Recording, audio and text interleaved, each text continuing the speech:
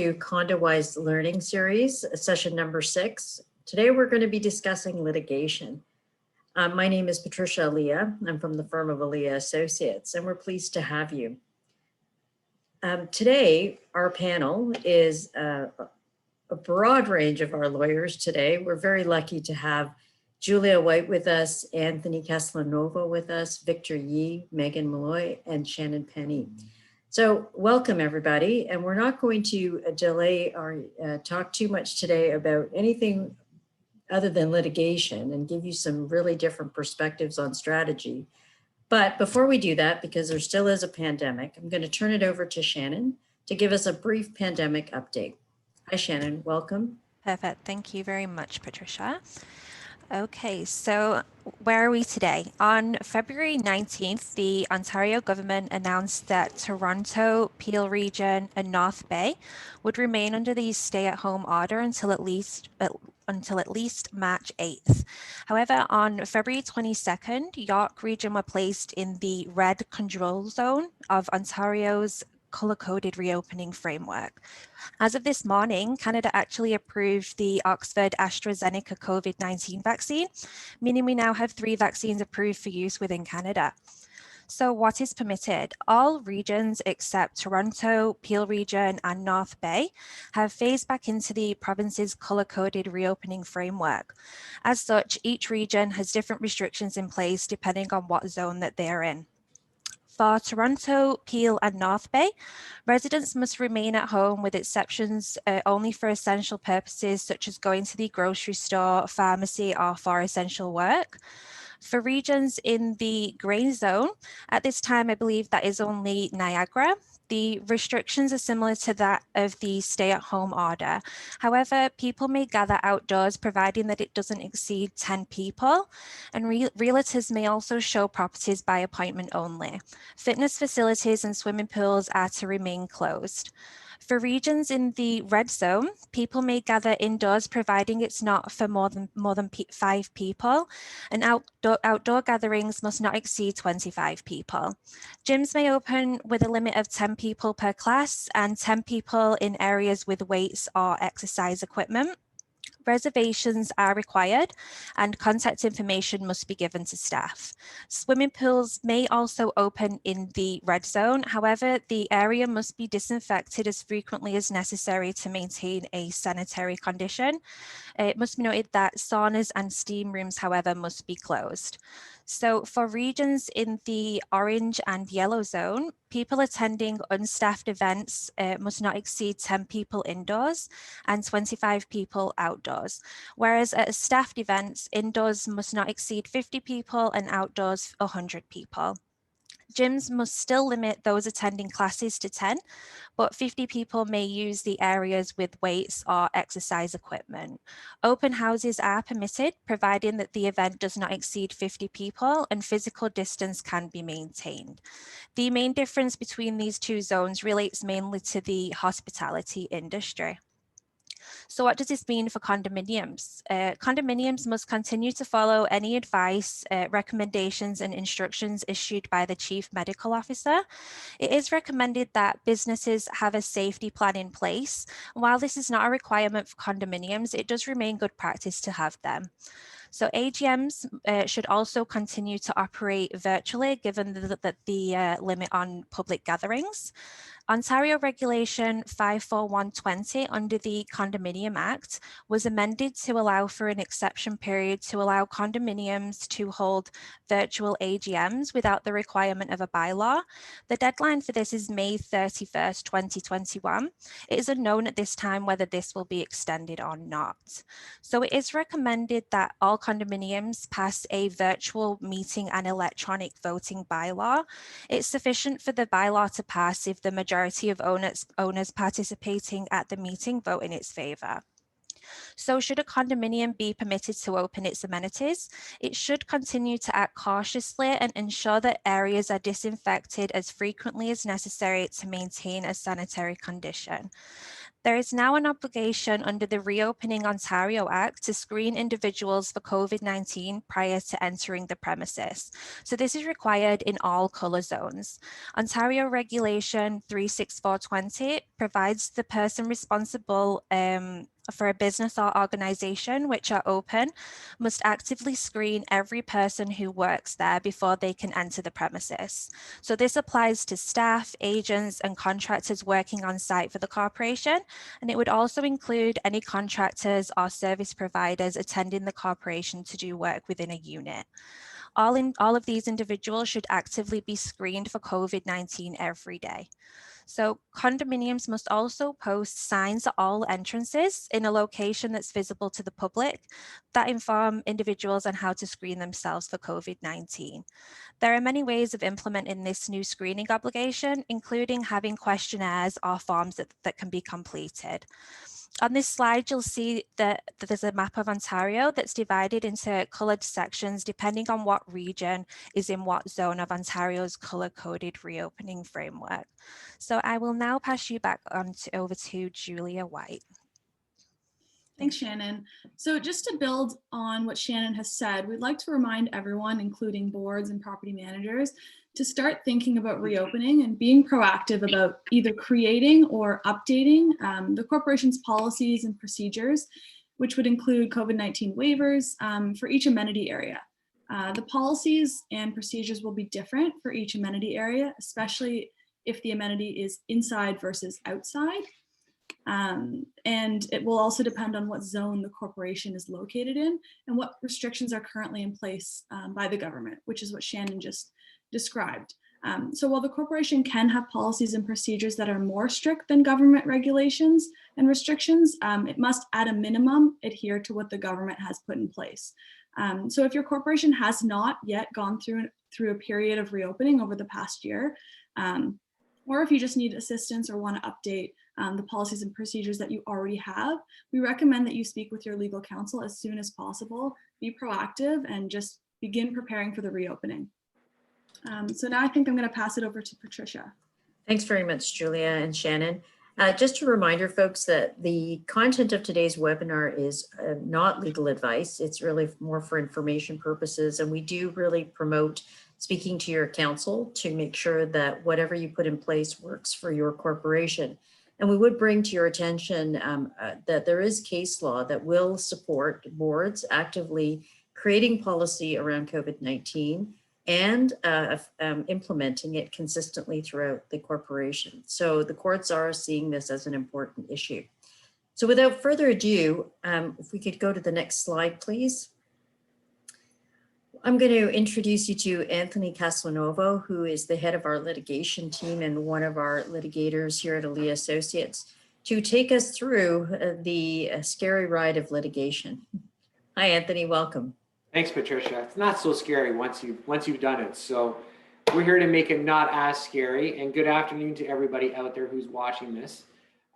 Today, Megan, Victor, and myself will be talking to all of you about the various forums and considerations condominium corporations need to think about if they have to go down the road of litigation. As you can see by the slide that's up there right now, where does my claim go? There is now 3 forums in which condominium corporations are typically found to have their cases or matters that get litigated with. Victor will talk shortly about the Condominium Authority Tribunal, which came into place shortly after the amendments that took place or that were approved in the Condominium Act in November of 2017. And then Megan will go on to talk about the Small Claims Court, which is a more traditional forum that's always been in place. And I will round it out with the Ontario Superior Court of Justice. From that, we'll talk about other considerations that condominium corporations should take into account in deciding what forum, or I commonly refer to what sandbox, they have to have the dispute in. We'll round out the discussion today with the discussion on legal strategies, evidence, and take your questions at the end as to any other considerations or things that the audience today wants to know about what you need to know if you go down the path of litigation. Because unlike Patricia, what it says, it can't be that scary. I'm still doing it. So we can go to the next slide. All right, Victor, take it away. Thanks, Anthony. All right, so as I'm sure most of you guys have probably heard by now, the online CAT, the Condo Authority Tribunal, which is an arm of the CAO, has now also expanded its jurisdiction to what previously was just records requests. So that's records requests for owners to the condo about finding out what the condo's records hold, and also whether the condo is keeping adequate records in the first place. Now, as of October 1st, 2020, they've expanded their jurisdiction to also include what we're calling PVPS disputes. That's pets, vehicles, parking, and storage. So those 4 issues, including any indemnity clauses inside your declaration, bylaws, or rules regarding those 4 issues, are now also within the CAT's jurisdiction. So if the condo has, for example, an enforcement matter where somebody has an oversized dog or a dog that shouldn't be in the condo in the first place, you have to enforce using the CAT. So you no longer go to the Superior Court for an enforcement order, you have to go to the online tribunal. Same thing with vehicles. If somebody's parking their vehicle in visitor parking, you got to go to the CAT. Same thing with storage. In a locker, for example, if they're holding something that's not supposed to be inside that locker, according to your rules, you have to go to the CAT. So that is incredibly key for everybody to know, because I know traditionally you've always gone to Superior Court. For those 4 issues, you have to now go to the tribunal.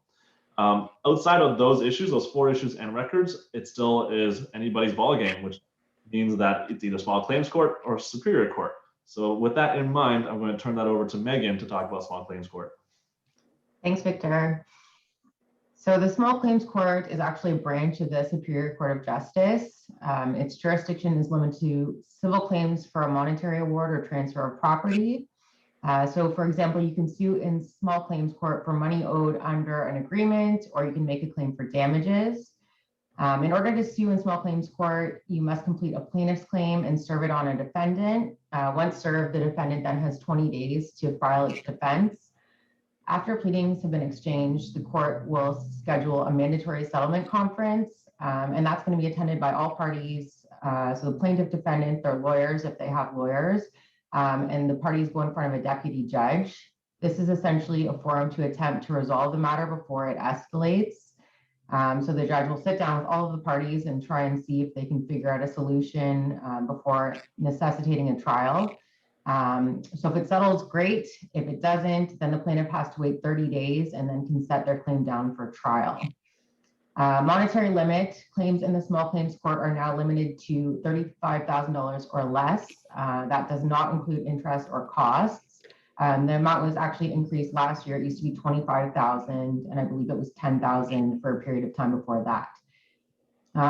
Some common proceedings we see in a condominium setting are unit owners challenging a condominium corporation for a chargeback where there has been a leak in their unit. So for example, if someone's toilet leaks, causes damage to the unit below, and the condo charges back the owner for those costs. I've done a bunch of trials actually on that exact issue where a unit owner brings the condo to court to fight the chargeback. The Small Claims Court actually handles half of the civil claims in the province, so it's quite a busy court, and it actually has also been suspended mostly since March of last year. So there's currently a huge backlog of cases awaiting to be adjudicated. So if you are going to Small Claims Court, don't expect to have your matter addressed quickly. I'm going to turn it over now to Anthony to talk about Superior Court. Thank you, Megan. So you've heard about the CAT and Small Claims Court. Now, the more traditional and probably widest form that is used in litigating condominium disputes is the Ontario Superior Court of Justice.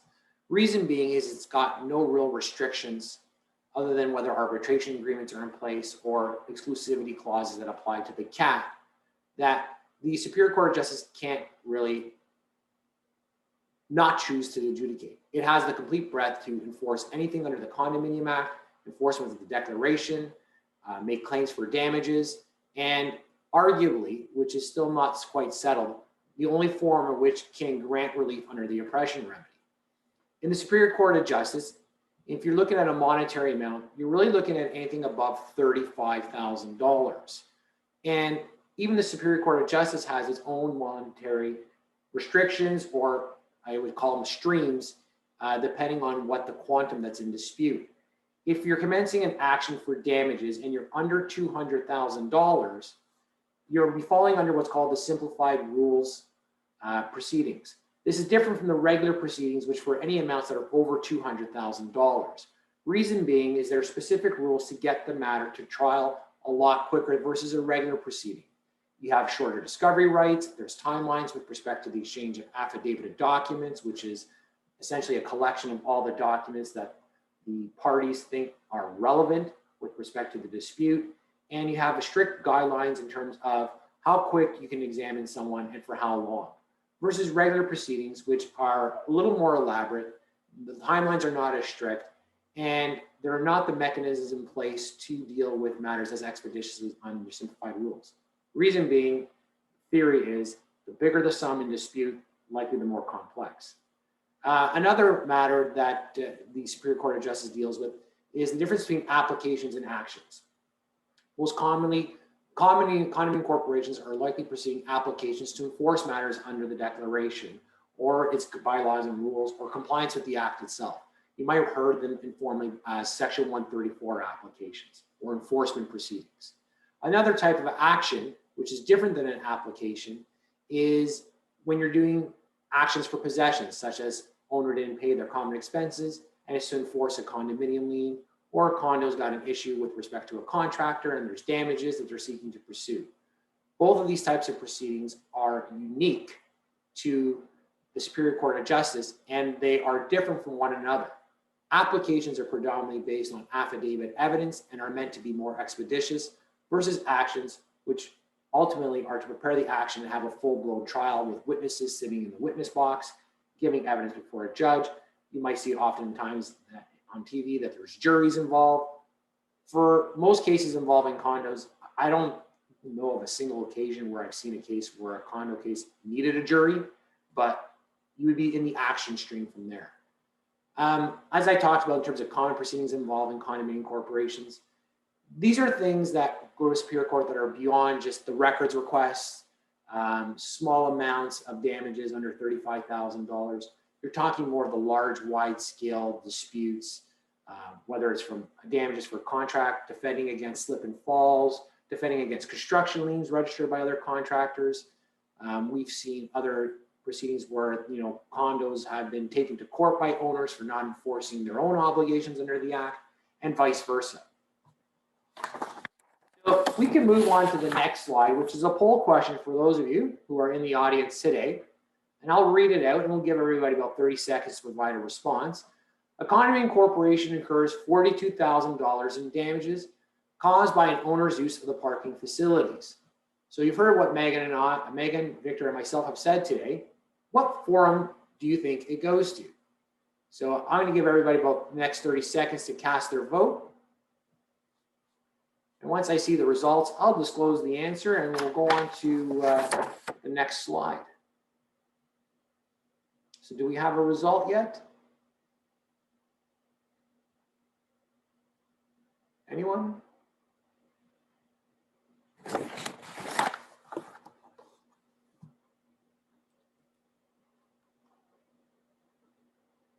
Okay, so I'm going to spoil the answer.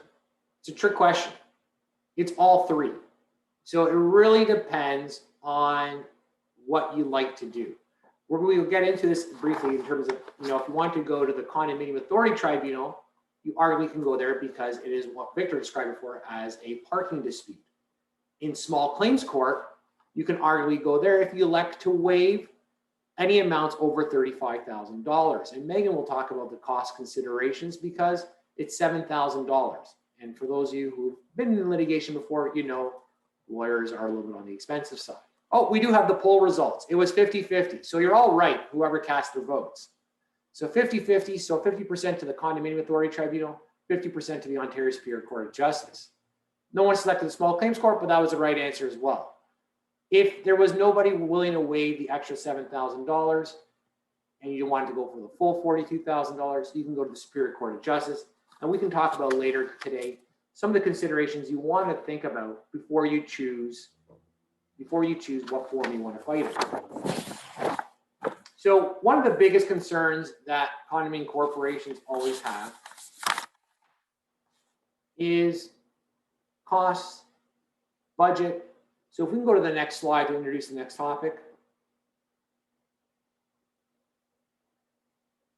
Is it worth it? What choice do you have? It always comes down to condos in terms of time, budget, and recovery. What we're going to get into now is Victor's going to start off and talking about cost recovery in the CAT setting. Megan will he'll segue to Megan in terms of discussing what the cost regime is in small claims court, and I'll round it out in terms of cost considerations that the Superior Court of Justice uses. Victor? Thanks, Anthony. So if you've kept up with the articles, about 4 of them I think I've written now from our website, I've always said for a couple of years now that the CAT does not grant costs. So the default presumption in the CAT is that neither party, nobody at all, gets the costs that the CAT usually awards is if the unit owner is successful in bringing the condo to the CAT, then they get their filing fees paid, usually $200, to go through the 3-stage CAT process. So the stage 1 negotiation has a filing fee, the stage 2 mediation has a filing fee, and stage 3 has a filing fee as well, which totals to about $200 right now. So if the condo loses at the CAT, and lots of condos have, in the records request regime at least, have lost at the CAT, the unit owner gets $200 back. But if the condo wins, even if they are entirely in the correct, they don't get any cost back. And so that's been an issue. We've been saying to the CAT that maybe to balance things out, both sides, if whoever wins, depending on whatever the successful party is, they should get at least some of their costs back, just like they do in small claims and Superior Court, as Megan and Anthony will tell you. So for now, the CAT does not usually award any costs. Of course, there are exceptional circumstances, but to be quite honest, that is very rare, and it is somewhat doubtful that a condo will usually be able to claim those costs. We will hopefully see some change in that in the future, but I'm not looking forward to it. I'm not optimistic either, but hopefully in the future. Megan, do you want to talk about the usual costs regime in small claims court? Yep, thanks, Victor. So small claims cost awards are limited to 15% of the amount of the claim. So it's not actually 15% of your costs incurred, it's 15% of the actual plaintiff's claim amount. So for example, if your claim is for the $35,000 limit, then you're going to be limited to recovering a maximum of $5,250. That's 15% of that amount if you're the successful party. This is one of the reasons, in my opinion, going to small claims court sometimes doesn't make sense.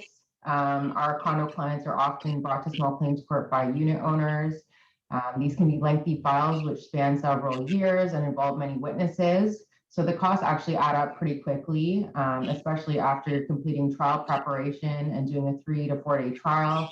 Sometimes condos can be looking at costs up to $15,000, for example. So even if you are ultimately successful in defending a claim, you're still going to be out costs. So some considerations, and we usually talk to our clients when they're going to a settlement conference. It's often worth trying to settle the file at that point to avoid having to incur substantial costs. Just one more point to note, our office has previously been successful in getting the court to go over the 15% cap in small claims court.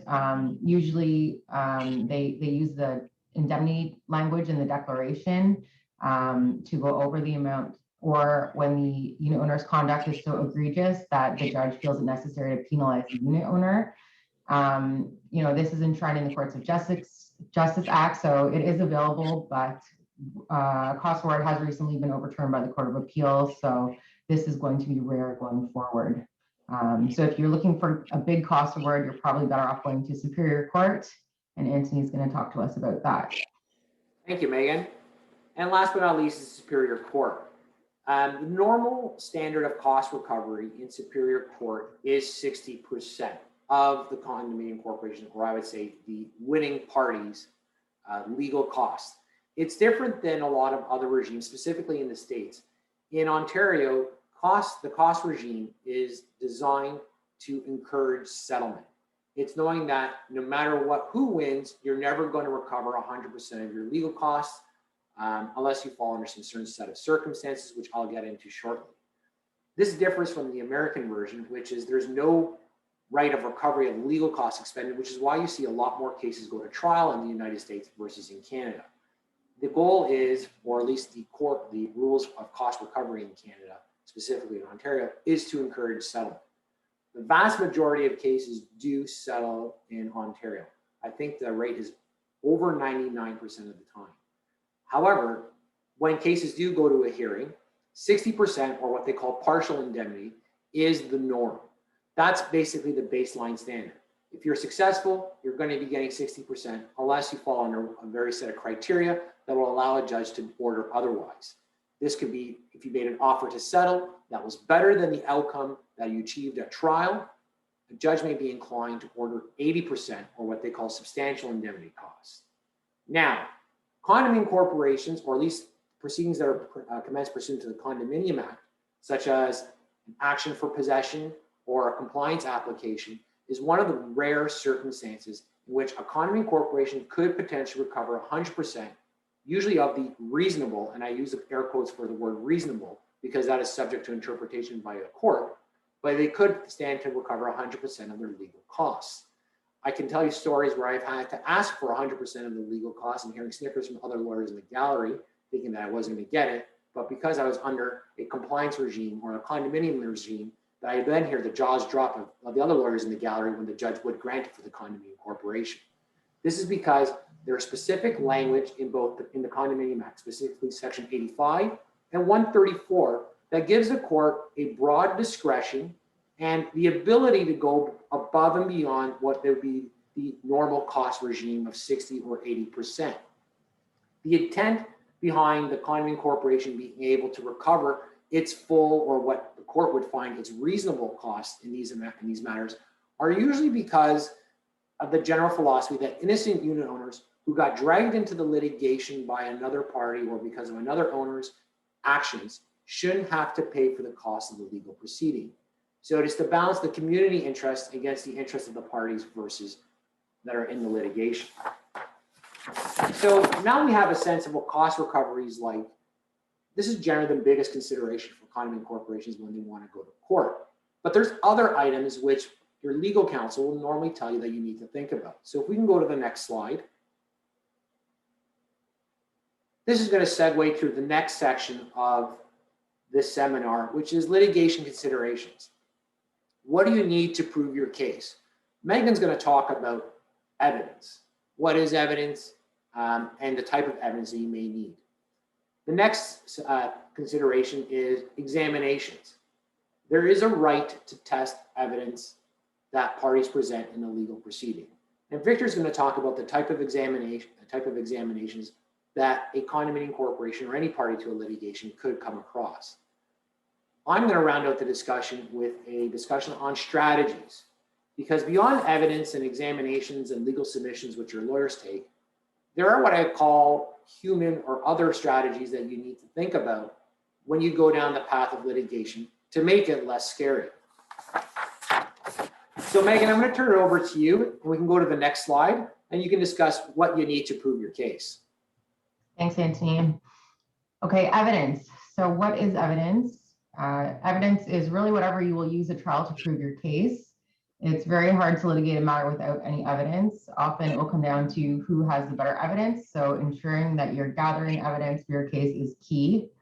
The most often used types of evidence are documentary evidence, such as documents, witness statements, contracts, or files that are kept by the corporation.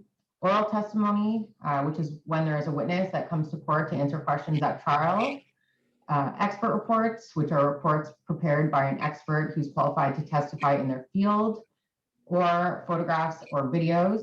And these can be used as evidence as long as the person who took them can properly identify them. What is not evidence? So a personal opinion is not evidence. For example, you can't have your best friend write a statement or bring them to court to try and convince the judge that you have a good case and should win. Hearsay is also not evidence. So witnesses can generally can't report to the court statements made by someone else.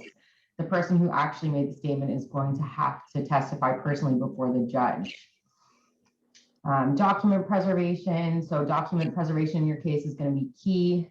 For example, in a condo case, when you're dealing with an issue involving complaints from a unit owner, you should have the complainant keep a log or have the condo security keep a log. You can use those records in court, which is great. Photos or videos are also a bonus because they speak for themselves. It's very easy to prove something when you have a photo or a video of someone doing it. Otherwise, the corporate memory of a condo is only as good as its longest serving board member. Obviously, the board is going to be aware of what's going on at the condo during their tenure. What happens when all those board members leave is that you're left without any people to remember what happened or any evidence. So documents are also moving towards electronic submission. The small claims court's not quite there yet, but we'll have to see what changes this year after it's back up and running at full capacity. So I'm going to pass it on to Victor. The next slide. Actually, we have a poll that I'm going to take. Oh, cool. Yeah, there you go. So All as right. everybody's still awake, I'm going to ask the question, how can you help compile evidence to assist your condo's legal case? Let's put up the poll. Let's give everybody 30 seconds to answer. And I'm going to just elaborate a little bit what Megan talked about. She talked about pictures or videos. And, you know, the saying is a picture is worth 1,000 words. So is a video. Written complaints. Owners who have reported or seen a certain type of conduct, get them to put it in writing so that the condominium corporation has the ability to document what happened and knows that it's just not something that's just been pulled out of the air. You have third parties who are coming in, letting the condominium corporation know that there's some sort of conduct that it needs to look into. It occurred on such and such date and such time, and you know who the author is of the complaint. So you, if you have to later, can get a witness statement. Witness statements, and usually in an application setting or in a court setting, may need to be sworn, meaning it's a statement that's taken under oath. All of these types of records, it is a trick question for those who didn't know, are all good evidence that you can use to assist your condo's case. So with 93% of the people in the audience today, you've all agreed that all of the above are great ways to give evidence to help your condo's case. Basically, I've learned throughout my experience that sometimes it takes the entire community to rally together to give the condominium corporation the ammunition it needs, or the evidence. I usually refer to it as wartime type references in my discussions with clients, but to give the condo the evidence it needs to give the judge a compelling case so that it can get the relief that it's looking for. So I'm going to have another hypothetical situation, so we can go to the next slide, which is another poll. This is probably what I consider one of the most common complaints or common legal issues condominium corporations face, and it's a good example for evidence gathering. So let's open up the poll and give everybody 30 seconds to answer. If there is a complaint between unit owners, is it enough for property management to talk to one of the complainants? While everybody's voting, I'm going to give you my 2 cents of it. You'll likely get the answer if you listen carefully. But there's an obligation under the Condominium Act to enforce its governing documents, such as its declaration, its bylaws, its rules, and owners and the condo's own obligations under the Act. But that requirement is also balanced with the fact that the condominium corporation must act reasonably.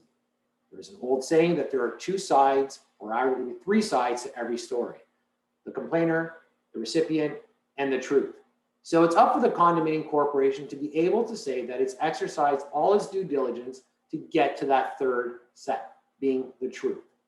And the poll results are in, where 56% of the people who have responded agreed that getting one side of the story is not enough.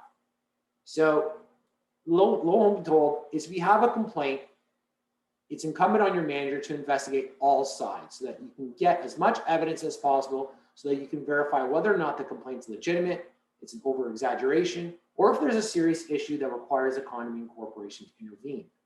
There might very well be reciprocal complaints about the other party who's been complained of as well, and the condominium corporation needs to investigate and balance that. Once you've gotten your evidence and you've started litigation, as I said earlier, there's the ability for a party in a legal proceeding to test that evidence. That's usually done by way of examination. So I'm going to turn it over to Victor, and we can move on to the next slide, who will speak to you about examinations. Thanks, Anthony. So as Megan mentioned, a lot of what evidence constitutes these days, especially in the CAT, which is totally online, and especially in the Superior Court, which is also transitioning to an all online process, the evidence will be mostly documentary. Our witness statements, security incident reports, everything is usually reduced to just a document. Now, how do you test the veracity or the truth of that document? I will say, to be quite honest, I've had cases where unit owners have forged documents, have basically written letters on behalf of management, forged emails and all that stuff, and presented that to a decision maker to then say, oh, this is a real document. Now, how do you test for that? So in Hollywood movies and in all the TV shows you've probably seen about lawyers, a lot of times what happens is that they're on trial, the witness is on the stand in the box, and then the lawyer pulls out from his briefcase some document that shows that the witness is lying. So that doesn't really reflect the reality in Ontario. Most of the time, in the CAT, small claims court, and superior court, you have to disclose your evidence in advance. So both sides have to show each other what they have in their hand. So it's not like poker where you can hide your cards and then present them at the very end. You have to show each other what you've got. Again, this reflects the general principle in Ontario that you should try and settle. So by the parties seeing each other's hands in advance, the parties can assess the strengths of their case and then see if they want to settle. Now, if they don't want to settle and they want to still go to the hearing or the trial, how do you test it at trial? So at trial in small claims court, you do get a cross-examine. So that's, in real life, you just basically show up to this courthouse, sit in the courtroom, then get up and then be able to ask questions of the witness. So that's the more traditional, sense of how lawyers do things. You basically question the witness until the lie comes out or that they basically admit to telling a falsehood of some sort. Now, in the CAT, because it's online, there is no such thing as an in-person cross-examination. So what some CAT files or some CAT members have done is have done the cross-examination by telephone. Now, that's fairly rare. In my experience, most CAT members are going to do the cross-examinations by paper or in writing, basically. You basically upload a written witness statement from your witness, then the other side gets to put a set of questions in writing to that witness in the CAT, and then the witness puts another document up saying, I agree, I disagree, or what the truth is, and all that stuff. So the cross-examinations in the CAT now are fairly case-based, and it really depends on the adjudicator that you have. In superior court, you get what we call examinations for discovery. So again, in Hollywood, these are what they call depositions. So in Hollywood terms, it's where all the lawyers are sitting with the witness inside a conference room with a little video camera on the table and a transcriptionist typing away in the background. So in Canada, there is no video recorded examinations for discovery, although that is changing now with Zoom being the preferred method of doing these examinations for discovery due to the COVID-19 pandemic. Now, there's a transcriptionist who is taking a recording of the Zoom call, but unfortunately that Zoom video itself should just be the notes of the transcriptionist and not an actual evidentiary file. You're also going to get third-party examinations in some cases, especially in superior court, where, for example, the parties to the actual litigation itself don't have the knowledge or records necessary. So a common example is if the city of Toronto has some records and you need the city to testify or provide evidence, but they're not a party to the litigation, you might want to third-party examine an official from the city of Toronto. And of course, you always will have experts in any form. In CAT, small claims, or superior court, you might have an expert to come testify or to give an expert report in writing that talks about a certain field or a certain issue that comes up within their field. So for example, you might have an engineer provide an expert report about the building envelope. So those are really the types of ways that examinations and testing of evidence occur. And of course, I'll leave it to Anthony to talk about the legal strategies about how to use all of that put together. Thank you, Victor. So I guess my 30 surprise witnesses sitting in the parking lot is not going to fly in any proceeding, eh? No, unless you want to get yelled at by the judge. Thanks. Okay, so it's good to know. Save me some hair follicles that aren't there anymore. Legal strategies. This is an interesting title because as lawyers, I find there's a large part of our job is risk management. And risk management really blends into legal strategies. So some of the items that I usually talk about with clients is, it's not just what the evidence is, it's who's going to be the person or the witness who puts that evidence to the court. Usually board members, property managers, whether it's engineers or other professionals. Each time or each case is highly dependent on the facts. And I go beyond that. It even goes to the personalities and dynamics of the client. So I've had examples where The best witness was actually a 96-year-old board member who, because he was personally involved in something that occurred with the developer in 1983, was the only person available at the Condominium Corporation, and because the developer's witnesses had all deceased by the time this case had gone to court, was the best witness because he was the only one that had firsthand knowledge. So oftentimes I'm not inclined to put somebody in their 90s on the stand, just out of sheer courtesy and concerns about their health. But this was an occasion where they were in fact the best witness.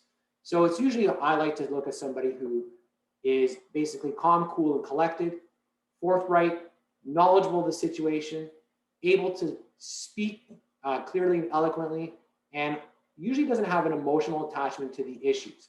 Just because it's difficult sometimes when somebody is emotionally attached to the issues to be able to answer questions, or if something comes out of the blue, to be able to respond. So those are characteristics that I look for what makes a good witness. Sometimes it's a director, sometimes it's a manager, sometimes it's a third party altogether. Who can give evidence on behalf of a condominium? Condominium corporation is different than a regular person. You can give evidence, or usually a manager, a director, or an officer, such as a president, secretary, or somebody on a committee that is designated as an officer by the condominium corporation, can give evidence on behalf of the condo itself. They're not giving evidence as them in their personal capacity, but they're putting on a condominium hat and saying, I'm giving evidence, even though it's not in my firsthand knowledge, on behalf of this corporate structure. So they can attest to firsthand knowledge regarding records, pictures, letters. It's not their evidence per se, but the condo's evidence. And the rule of thumb is usually you want a director or an officer or a property manager to give the evidence. Somebody who has authority to give binding evidence. Binding meaning you can hold the condominium corporation accountable to the evidence that comes out. How has the pandemic changed things? Well, as Victor alluded to, everything is transitioning to going online. Most examinations are now being done through Zoom. So we are turning into a little bit like the States, where we're all sitting in rooms and having the witness recorded, but relying on transcripts, not the actual video recording. And the examinations are a lot basically like a Zoom meeting now, where the witness is sworn under oath and legal counsel, one at a time, get to ask questions with respect to their evidence and test it. The great thing now with platforms like Zoom is the examining party actually has control over the screen and can put documents quite easily, like we're doing with our slides, to the witness to explain or answer questions that arise from it. So we can talk for hours, but I know a lot of you are here to ask us questions. I'm going to turn it over to Patricia to summarize or talk about where do we go from here, and then we'll open up the floor to ask questions, because you got, I think, was it 4 or 5 lawyers here, so I know you're all chomping at the bit to really, get those burning questions out there. So Patricia, I'll hand it over to you. Thanks very much, Anthony. Thanks, guys. That was really a great overview and summary. And, I think we really need to think about, with these various forums now available to us in Ontario, where does this leave Ontario condos? Condominiums at the outset are multi-million-dollar investments, and they have a statutory duty to enforce compliance, and failure to do so may give rise to oppression claims. So this is the thing, condominiums are between a rock and a hard place. It's not that you can ignore compliance. We actively, as board members, have a duty to enforce compliance. The challenge is, of course, that even under the legislative framework, which is really consumer protection legislation, and is historically always said, if you didn't commit the wrong, you're not going to face the cost. The reality is now condominiums are going to face some or a portion, some or all of the costs in certain cases. And it's going to be less so that it faces none of the costs, depending on which forum we're looking at. And this is where I find the economics are something that we really need to think about. We need to think about now our condominiums legal budgets and how they must realistically estimate on an annual basis the cost of enforcing compliance, the cost of responding as a defendant when the corporation is sued, and looking at the forum. And In addition to this, and another really relevant piece I think is important is insurance. Now, under certain insurance policies for corporations, there is legal panel insurance. In Ontario, there are certain law firms that are designated as part of the panel, and they will provide different levels of advice or even services to condominium corporations.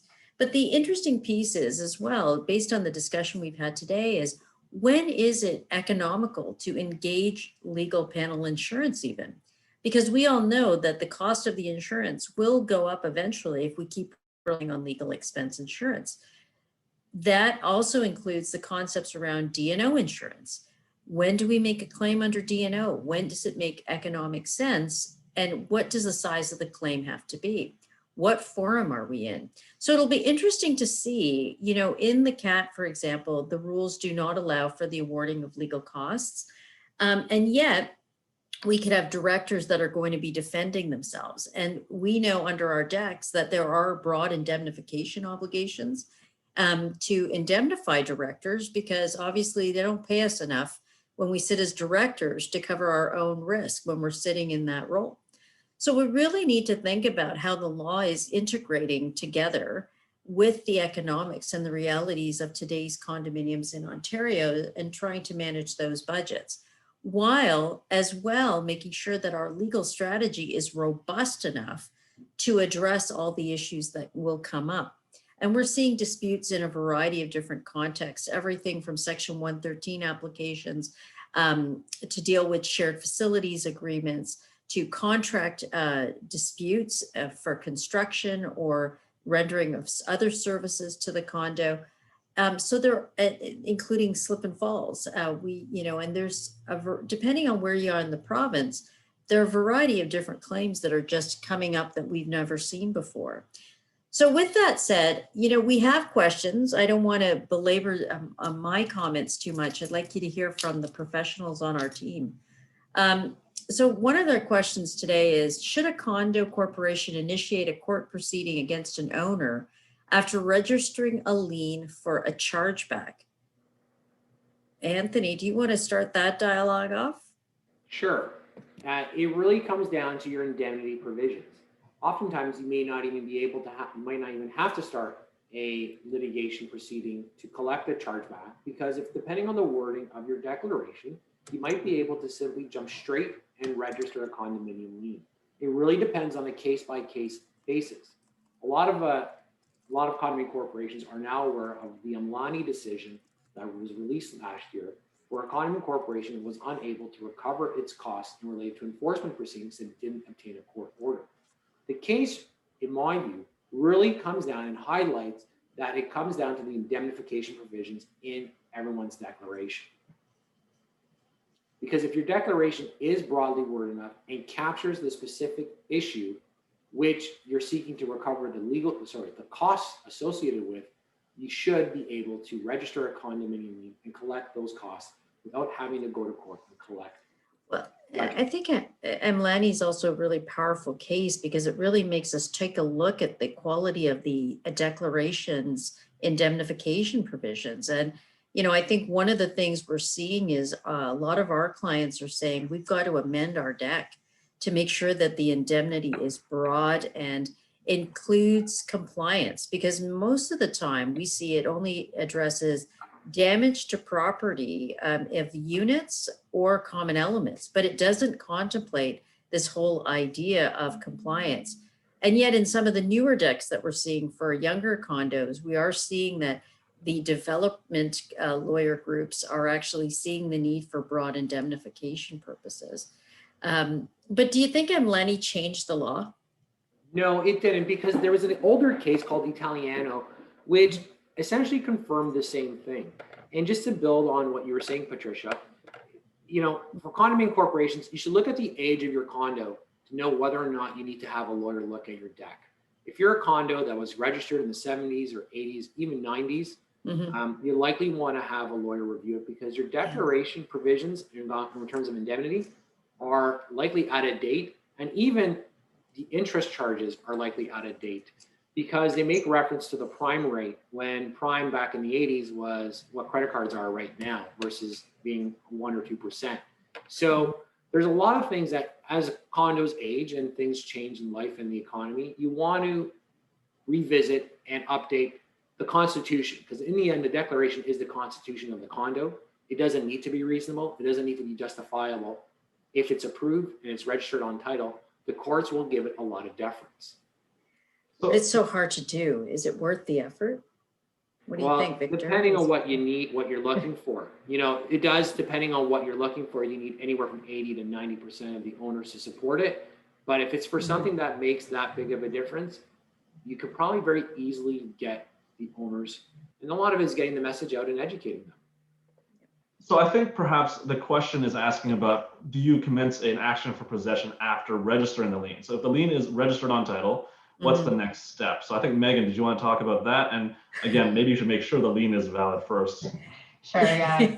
That's the first starting point, obviously, is to speak to your lawyer to make sure that your chargeback is likely going to be upheld by a court as valid, because really, once you start an action for possession, there's going to be a lot of legal costs incurred at the front end. So it's hard to stop once you get going. But so once the lien is registered, it's going to go to collections. The unit owner that is the subject of the lien is going to be given a lot of opportunities to pay. We're talking several warning letters. We're going to issue a notice of sale detailing further amounts. And if they still don't pay, then the notice of sale expires in 45 days. And I should note, actually, condominium liens are actually enforced in the same manner as a mortgage. So if anyone is familiar with mortgage proceedings, it's virtually identical. Although we follow the Condominium Act, which actually gives us some more leniency as to how these actions are enforced. So once we start an action for possession, we are going to Superior Court to ask the court for an order granting the condo vacant possession of the owner's unit. And there's a few steps in that process. I won't go through them all, but it takes about, I guess, usually 6 months to a year, depending on if it's defended and whether any interim motions are necessary. But the ultimate goal is that the condo will get an order granting it vacant possession of the unit. Once it gets that judgment, it then files for a writ. Once it has a writ, it can file that writ with the local sheriff. If an eviction of the unit is necessary, then the writ will entitle the sheriff to go in and evict the unit owner. And then once the condo does get vacant possession, the locks are changed, and then it can list and sell the unit with the ultimate goal of using the proceeds of the sale to pay out the lien and all of the arrears that have accrued under that lien. And I should just note that the lien does secure the initial chargeback or the debt that led to the lien, all common expenses, as well as all reasonable legal costs and interest. The key word is reasonable. Usually we argue that the condo is entitled to full indemnity, and there is a whole bunch of case law supporting that.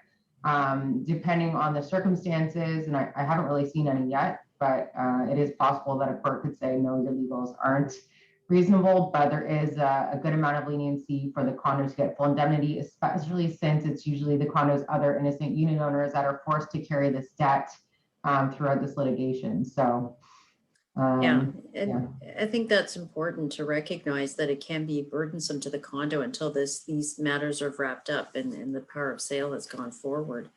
There's another question here that's in a sort of a different sort of bailiwick. What responsibility or role does a condo corp have in a dispute between residents, example, racial discrimination or harassment? Victor, do you want to take that one? Start us off. So the HRTO technically is the main tribunal that human rights claims about racial discrimination or harassment go to. Now, there is a residual question where the Superior Court has said that they can also deal with human rights complaints and also basically any human rights issues like that. Now, there is a tertiary, I guess, third question about whether the CAT can do that. So the CAT has recently said in one of the recent decisions saying that, yes, we can also deal with human rights issues. The Human Rights Tribunal is not the only administrative tribunal that can deal with that. Now, of course, you're going to get cases where somebody, and we have one right now, that has commenced one in each of those forums, CAT, HRTO, and Superior Court.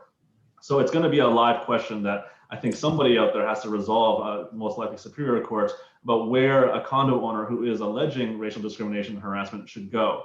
Of course, I think we're going to reserve our comment on that particular case, but it is a live issue that I think people will have to grapple with soon.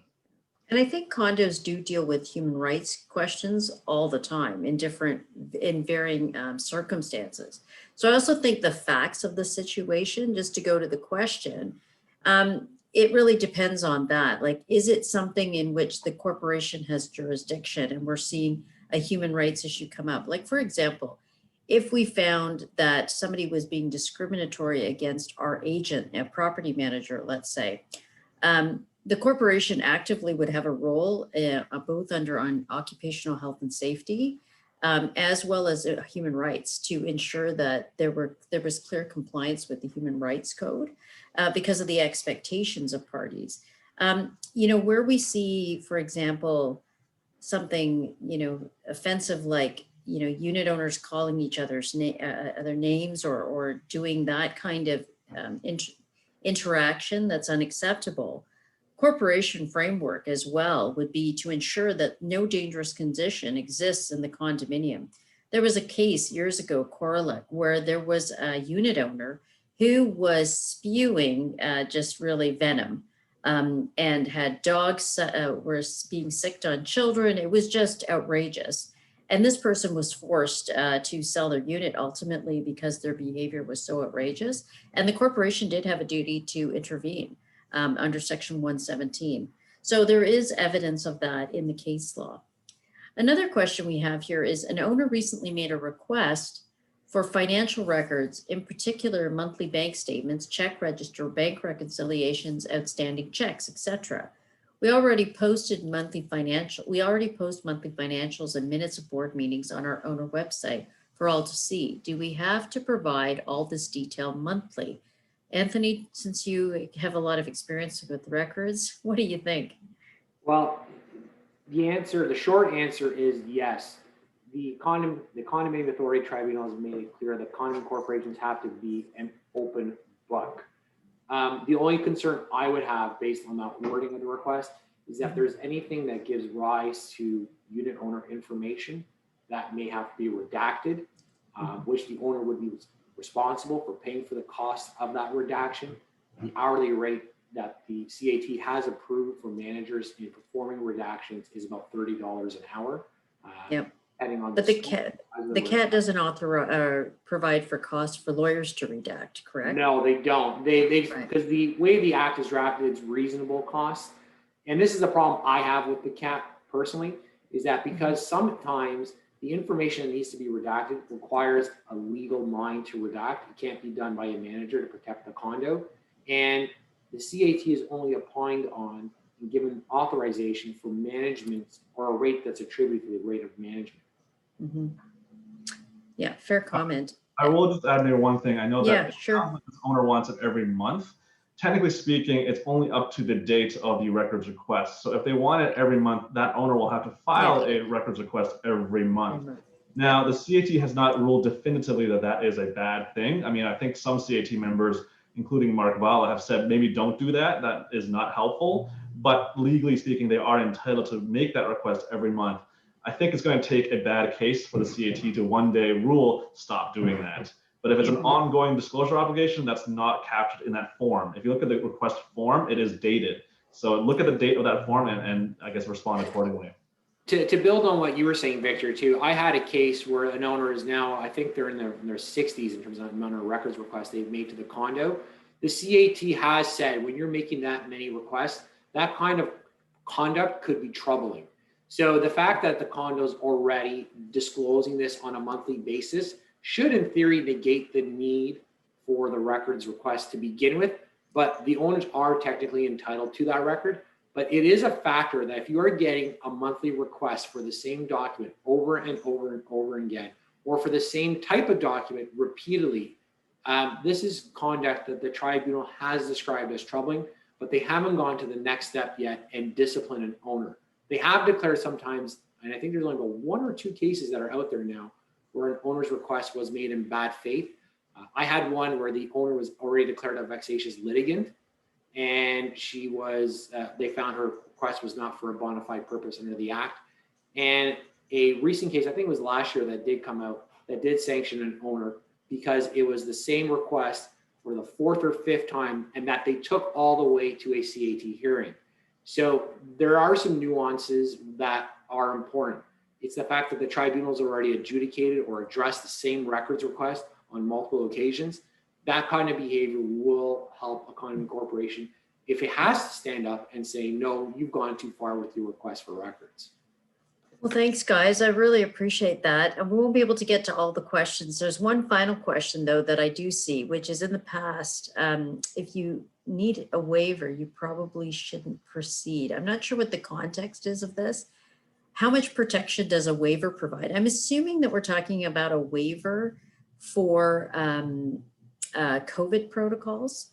And, I think what's important to appreciate is the corporation needs to be seen as actively managing its risk. It's still the occupier for liability purposes. You should never open your common elements unless you can address the risk and manage it and identify it and manage it. But, waivers do have a legal binding effect.